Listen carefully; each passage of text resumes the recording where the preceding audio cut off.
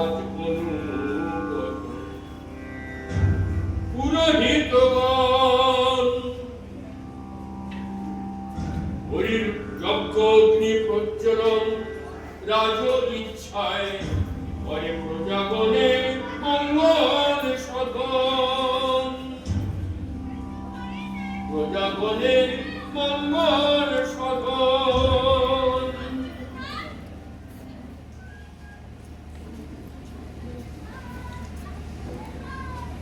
জয় মহারাজের জয়, জয় মহারাজের জয়, জয় মহারাজের জয়।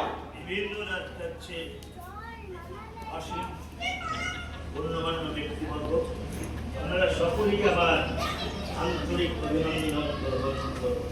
জয় মহারাজের জয়। আপনারা নিশ্চয়ই অবগত হয়েছেন আজকের এই সভার সিদ্ধান্ত আগামী দিনে রাজ্য পরিচালনার ক্ষেত্রে এক বিশেষ গুরুত্ব বহন করে এবং আপনাদের সুচিন্তিত মতামতে সমৃদ্ধ হবে আজকের এই সভা।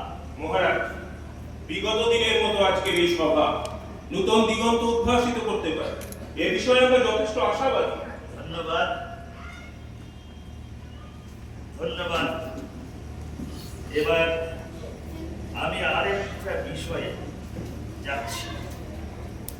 আজকে আমার একমাত্র পুত্র সে ফিরছে, সেই উপলক্ষে যে উৎসবের আয়োজন করা হয়েছে তার পূর্ণ বিবরণ মহামন্ত্রীকে জ্ঞাপন করবার জন্য অনুরোধ করছি। মহারাজ এবং উপস্থিত ভদ্র মহোদয়গণ, কুমারের প্রত্যাবর্তন আমাদের কাছে অত্যন্ত আনন্দের বিষয়।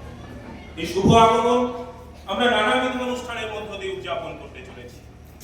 আমরা রাজধানীর বিভিন্ন স্থানে তোরণদ্বার প্রস্তুত করেছি। কুলবধূরা রাজপথের উভয় পাশে উপস্থিত থেকে নানাবিধ মাঙ্গলিক ধ্বনিতে কুমারকে বরণ করে নেবে, সেই মতোই আদেশ দেওয়া হয়েছে। এছাড়াও থাকছে 18টি তোপধ্বনি এবং সন্ধ্যায় আলোকমালায় সজ্জিত হবে রাজপ্রাসাদ। উত্তম, অতি উত্তম। মন্ত্রী, আমি চাই রাজধানীর চাকচিক্যে কুমারের চিত্র যেন কুমার যেন কোনোভাবেই মনে না করে গুরু গৃহে পাঠিয়ে পিতা তার প্রতি দায়িত্বের অবহেলা করেছিলেন। মহারাজের মনোবাসনা পূরণের জন্য আমরা আপ্রাণ চেষ্টা করব। ধন্যবাদ। উপস্থিত ভদ্র মহোদয়গণ, এবার আমি আরেকটা বিষয়ে প্রবেশ করতে যাচ্ছি। বিগত কয়েকদিন হল আমি এক গভীর চিন্তার মধ্যে নিমগ্ন, যার জন্য আজকের এই বিশেষ সভা। আমাদের দেশ আজ এক কঠিন সমস্যার সম্মুখীন, যে সমস্যা আমাদের সুখ শান্তির বাতাবরণকে অন্ধকারময় করে তুলতে পারে। মহারাজ, আপনার জন্য আমি প্রাণ দিতে প্রস্তুত। ধন্যবাদ সেনাপতি মহাশয়। আমি আমার চিন্তার প্রকাশ এই নবতম চিত্রের মাধ্যমে প্রকাশ করতে চেয়েছি। আপনারা বিচক্ষণ, বুদ্ধিমান, সহজেই অনুমান করতে পারবেন। এই দেখুন, আমাদের মহারাজ মহান শিল্পী। আগে দেখো, তারপর মতামত দেবে। দেখুন মহাশয়, আপনার শিল্পকর্ম মতামতের ঊর্ধ্বে থাকে মহারাজ। ধন্যবাদ। নিঃসন্দেহে এই চিত্রটিও আপনার অন্যান্য শিল্পকর্মের মধ্যে স্থান করে নেবে মহারাজ। প্রীত হলাম, অত্যন্ত প্রীত হলাম। এবার দেখুন, সুন্দর, বহু সুন্দর। সুন্দর, অপদার্থ। আমি দুঃখিত। আচ্ছা, আপনাদের মাথায় কি শুধুই লোভা, অনুভূতি বলে কিছু নেই? ভালো করে দেখুন। কি ভয়ঙ্কর, বিভৎস।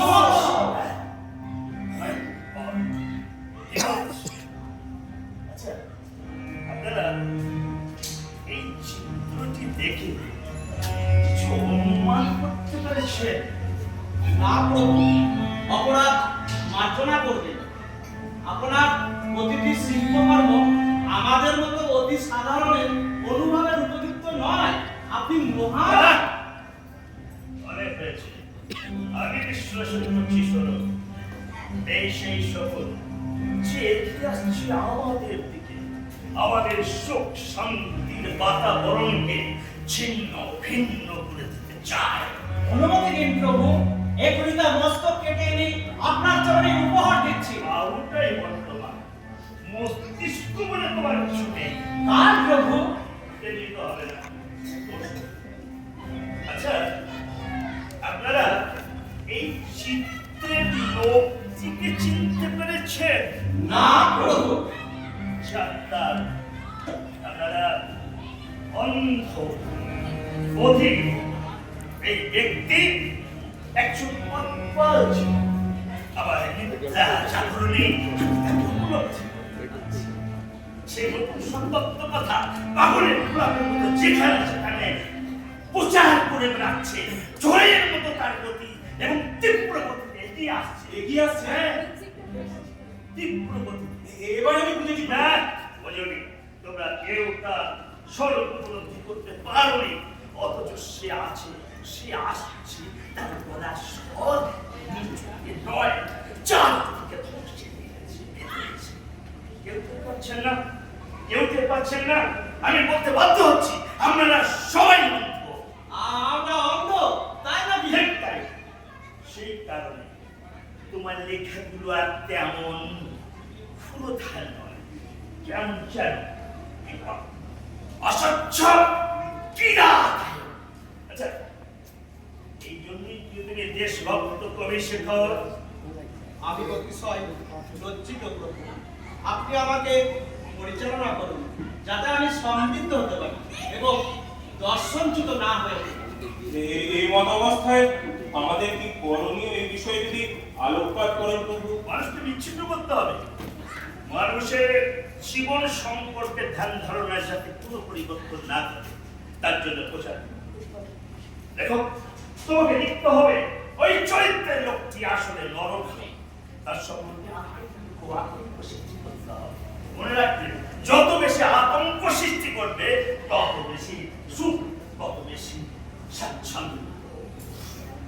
মহারাজ নিশ্চয় অবগত আছে, আমি আমার কাব্যে তথাকথিত সমাজ সচেতন চরিত্রটিকে একটি পাগলের রূপ দিয়েছিলাম, যে শুধুই কথাটাই নিজের চুলছে আর যৌবনে অপমৃত্যু ঘটে। একদিন তার স্ত্রী তাকে ছেড়ে অন্য একজন শক্ত সমর্থ পুরুষের হাত ধরে বিদেশে চলে যায়। শুরু হয় মৃত্যুর পথে হাঁটা।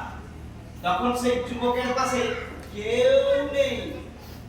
আরো করুণ পরিণতি, যখন মৃতদেহ সৎকারে কেউ থাকে না, সাগরের সিগারেরা তার মৃতদেহ ভক্ষণ করে। সাধু, সাধু। হ্যাঁ, তোমার ওই কাব্যটি আমার খুব পছন্দ হয়েছে। আমি ধন্য প্রভু, আমি ধন্য। মহারাজ, এবার আমি বুঝেছি কেস ডর বাঁচি। আমরা চাই সেই নারকীয় লোকটার বিচার, যাতে সে মানুষকে বিভ্রান্ত না করতে পারে। প্রয়োজনে আমরা তাকে কারাগারে নিক্ষেপ করব। সঠিক প্রস্তাব, আমরা সবাই সমর্থন করছি। সরি, আদেশ করুন প্রভু। মুখ্য প্রচারককে উপস্থিত হতে বলো। যথা আজ্ঞা প্রভু।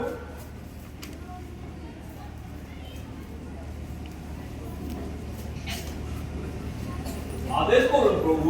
প্রচারক, যে আমার অস্তিত্ব নিয়ে প্রশ্ন তুলেছে তার সম্বন্ধে তোমার তথ্য পেশ করো। আমি আমার প্রচার মাধ্যমের সাহায্যে যে তথ্য পেয়েছি তাতে জেনেছি সেই ব্যক্তি একজন বৃদ্ধ। শিক্ষাকেন্দ্র, ব্যায়ামাগার, রঙ্গমঞ্চ ও বিপণন কেন্দ্রে অবাধ বিচরণ করে। তিনি এও আবিষ্কার করেছেন যেখানে তিনি একজন জ্ঞানী ও বুদ্ধিমান। তিনি এক নতুন তত্ত্বের আবিষ্কার করেছেন, যেখানে বলেছেন রাজার কোনো অস্তিত্বই নেই। বলেছেন রাজার জন্য প্রজা নয়, প্রজার জন্য রাজা। আর যেগুলো প্রজাই রাজা হতে পারে, আর প্রজার ইচ্ছাতেই রাজাকে চলতে হয়। আচ্ছা, এরূপ দাম্ভিক প্রচারে কিরূপ প্রতিক্রিয়া সৃষ্টি হয়েছে? এই তত্ত্বের অর্থ নিয়ে দেশের বিভিন্ন প্রান্তে বিতর্ক সৃষ্টি হয়েছে। যদিও আমরা আমাদের প্রচার মাধ্যমকে কাজে লাগিয়ে প্রজাদের বুঝিয়েছি এই তত্ত্ব এক ভ্রান্ত তত্ত্ব। পৃথিবী যেমন ছিল, তেমন আছে, তেমন থাকবে। এই বৃদ্ধটি মহারাজের সৃষ্ট দেবতত্ত্বকে অস্বীকার করেছে, যেখানে রাজা বলেছেন রাজা পরম পিতা, ব্রহ্মার অংশ, রাজ সেবা প্রকারান্তরে জনগণের সেবা, আর ওই বৃদ্ধের মতে এসব ভ্রান্ত কথা। উপস্থিত পত্র মহোদয়গণ, আমি চিন্তিত। ওই বৃদ্ধটি স্পর্ধা অনুভব করে সে আমার স্বীকৃতি ও তত্ত্বকে বিয়ে দিতে চায়। এই পরিপ্রেক্ষিতে আমি আর বেশি চুপ থাকতে পারি না। আমি চাই না এই ব্যক্তিটুকু প্রভাব আমার একমাত্র সন্তানের উপর পড়ুক। আমি চাই না তোমাদের জীবন বিভীষিকাময় হয়ে উঠুক। আমি চাই না এই বৃদ্ধকে আর দেশময় বিশ্বরা সেনাপতি প্রস্তুত প্রভু। সে অবাজির এখন কোথায় বলে তোমার ধারণা? আমার তথ্য বলছে সেই ব্যক্তি এখন শহর থেকে উত্তরে এক কোষ দূরে একটি ব্যায়ামাগারে কিছু যুবকের সঙ্গে আলোচনায় রত। সেনাপতি অস্ত্র সজ্জিত করো, বন্দি করে আনো সেই অব্বাচিনকে। যথাজ্ঞা প্রভু, কিন্তু সে যদি আসতে না চায় তাহলে তাকে কি হত্যা করবো? হ্যাঁ, কখনো না। আমি দেখতে চাই কি দেশ নিয়ে সে আমার বিরোধিতা করে। প্রয়োজনে আমি আপনার অস্ত্রের সদ্ব্যবহার করব। যাও যাও সেনাপতি, যাও। যথাজ্ঞা প্রভু। হ্যাঁ, তোমরা আমাকে একটু সম্পৃক্তি দাও, একটু স্বস্তি দাও। হে পরম পিতা, হে পরম পিতা। মহারাজ, অপরাধ নেবেন না প্রভু। মন্ত্রী, তুমি কিছু বলবে? হ্যাঁ মহারাজ, বলছিলাম আমাদের কুমার বিদগ্ধ এবং অস্ত্রবিদ্যায় পারদর্শী হয়ে দেশে ফিরছেন। এই আনন্দ ঘন ক্ষণে আপনার এখানে চিত্ত চাঞ্চল্য আমাদের বড়ই পীড়া দিচ্ছে প্রভু। আর তাছাড়া আমরা তো সবাই আপনার পাশেই আছি। যে কোনো জটিল পরিস্থিতি কঠোরভাবে প্রত্যাঘাত করার শক্তি আমাদের আছে প্রভু। মন্ত্রী,